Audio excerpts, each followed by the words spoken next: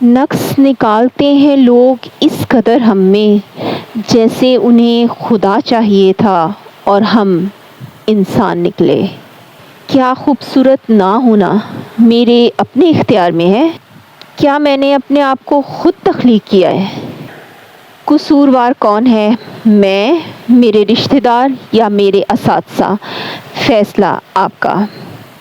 بسم اللہ الرحمن الرحیم۔ السلام علیکم، ویلکم ٹو مائی چینل۔ امید ہے آپ سب بالکل ٹھیک ہوں گے، خیریت سے ہوں گے۔ میں بھی الحمدللہ بالکل ٹھیک ہوں۔ آج جو میں جس ٹاپک پر آپ سے بات کروں گی، لوگ اس پر بات کرنا پسند نہیں کرتے یا بات نہیں کرتے۔ یہ ایک سوشل ایشو ہے، اور جو میں سٹوری آپ کو بتا رہی ہوں یا سنا رہی ہوں، ہو سکتا ہے کہ وہ میری اپنی ریئل سٹوری ہو سکتا ہے وہ آپ میں سے کسی کی سٹوری ہو سکتی ہے، اور یہ بھی ہو سکتا ہے کہ آپ کے ارد گرد آپ کی فیملی میں سے کسی کی یہ سٹوری ہو سکتی ہے۔ یہ دو ریئل سسٹرز کی سٹوری ہے۔ ان میں سے ایک بہن بہت خوبصورت ہوتی ہے اور دوسری بہن خوبصورت نہیں ہوتی۔ اب ان دونوں بہنوں کی فیملی میں جب بھی کوئی ایونٹ ہوتا ہے یا کوئی بھی گیدرنگ ہوتی ہے، تو وہ دونوں بہنیں جب اس گیدرنگ میں یا ایونٹ میں جاتی ہیں، تو ان میں سے جو بہن بہت خوبصورت ہوتی ہے اس کو تو بہت ایڈمائر کیا جاتا ہے، اس کی خوبصورتی کی تعریف کی جاتی ہے، لیکن اس کی دوسری بہن کو اس کے سامنے بار بار یہ کہا جاتا ہے کہ اوہو، تمہارے فیس پہ تو اتنے زیادہ پمپلز ہو گئے ہیں، تم تو بالکل خوبصورت نہیں ہو، تم تو نہ جانے کس پر چلی گئی ہو۔ آہستہ آہستہ ہوا یہ کہ اس بچی نے اپنے آپ کو آئسولیٹ کر لیا۔ اب کوئی بھی فیملی گیدرنگ ہوتی تھی تو وہ چاہتی تھی کہ وہ وہاں کبھی نہ جائے۔ وہ ان سب سے، اپنی فیملی ممبر سے، لوگوں سے چھپنا شروع ہو گئی۔ وہ ہر چیز میں پارٹیسپیٹ کرنے سے کتراتی تھی۔ ایسا صرف اس کی فیملی میں ہی اس کے ساتھ نہیں ہوتا تھا، بلکہ یہ سب کچھ اس بچی کو اسکول میں بھی فیس کرنا پڑتا تھا۔ اسکول میں ٹیچرز اس کی بہن کی خوبصورتی کی تعریف کرتی تھی اور اسے مذاق کا نشانہ بناتی تھیں، اور اسے کہا جاتا تھا کہ تم تو اس کی ریئل سسٹر لگتی ہی نہیں ہو۔ اس میں بچی کا کوئی قصور نہیں تھا، اور اپنا قصور نہ ہوتے ہوئے بھی وہ خود کو قصوروار سمجھنے لگی تھی۔ وہ بچی بہت انٹیلیجنٹ تھی اور سٹڈیز میں بھی بہت اچھی تھی، لیکن اس نے یہ سب دیکھ کر سوچنا شروع کر دیا کہ سٹڈیز تو میٹر ہی نہیں کرتی، اصل چیز تو بیوٹی ہوتی ہے، کیونکہ لوگ اسے ہی ایڈمائر کرتے ہیں۔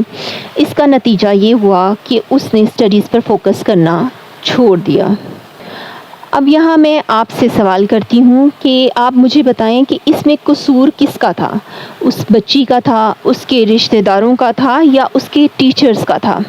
یہاں میں آپ سے کہوں گی کہ اگر آپ کے گھر میں بھی کوئی ایسا بچہ ہے اور آپ پیرنٹس ہیں، تو پلیز میں آپ سے ریکویسٹ کروں گی کہ آپ اپنے بچے کی خاطر سٹینڈ لیں، اور اگر آپ کا کوئی فیملی ممبر آپ کے بچے کو کچھ ایسا کہہ رہا ہے، تو آپ اس کو یہ اس چیز کی ہرگز اجازت نہ دیں کہ وہ آپ کے بچے کو کچھ کہے، اس کو وہیں سنب کریں۔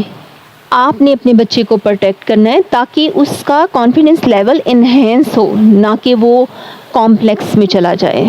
اب اس بچی کی پرسنالٹی اتنی ڈیمیج ہو گئی کہ اسے کہیں بھی کسی جگہ کوئی ایگزام دینا پڑ جاتا، یا اس کو کسی جگہ چند لوگوں کے سامنے بولنا پڑ جاتا، تو اس کے ہاتھ پاؤں کانپنا شروع ہو جاتے، اسے شیورنگ سٹارٹ ہو جاتی، اسے لگتا کہ سب لوگ اس کی طرف دیکھ کر ہنس رہے ہیں اور اس کی شکل کا مذاق اڑا رہے ہیں۔ ٹیچرز، جن کا رول یہ ہونا چاہیے کہ وہ بچے کی پرسنالٹی کو گروم کریں، انہوں نے اس بچی کی پرسنالٹی بالکل ڈیمیج کر کے رکھ دی۔